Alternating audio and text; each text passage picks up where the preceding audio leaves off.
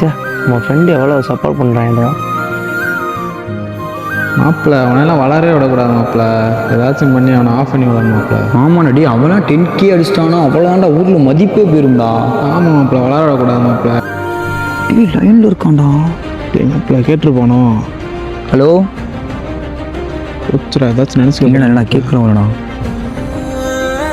ஏய் மூர்த்தி, கங்க்ராச்சுலேஷன்ஸ்டா, 10K அடிக்க போற. ஏய் கையறா, என்னாச்சுடா? என்னடா ஆகலை?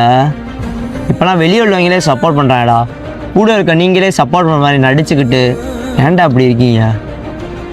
டேய் அந்த 10K அடிக்கிறதுக்கு எவ்வளோ பாடுபட்டேன்னு தெரியுமாடா?